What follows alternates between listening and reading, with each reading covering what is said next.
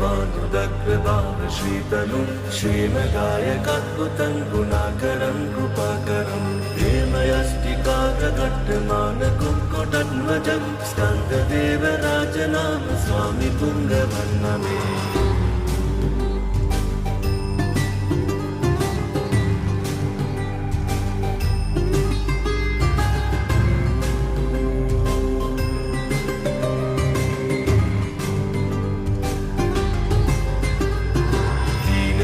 शांतिदान पारिजात सन्निभं वंकलोक पंक शोषणोरुतेज रश्मिकं हाजराग्रगाम देव मंदिरादिवासितं स्कंददेव राजनाम स्वामी पुंगवन्नमे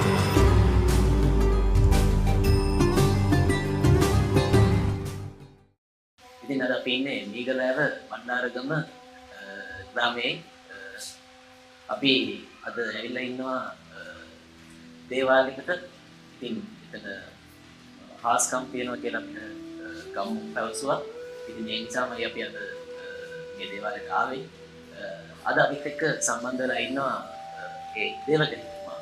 ඉතින් අයිතුමන් දේවගතිතුමා. එතකොට මේ ස්ථානයේ කොහොමද දේවගතිතුමනි අපි හඳුන්වන්නේ? මේ ස්ථානයේ මම ඇවිල්ලා ශ්‍රී මහා ඊශ්වර නන්දකුමාර පරමේශ්වර දේවාලය. එතකොට ඔබතුමාගේ නම? මගේ නම සිද්ධාර්ථ.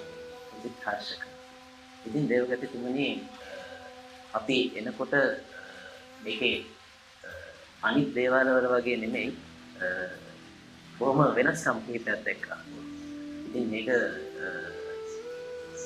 බුද්ධ ආගම සමගම යන දේවාලයක් විදිහට තමයි අපි එනකොටම දැක්කේ. මුලින්ම අපේ දේවස්ථානයට යම් පුද්ගලයෙක් ආපුවම ඒකට කටයුත්තක් කරගන්න ආපුවම අපි මුලින්ම කරවන්නේ ඒ පුද්ගලයාව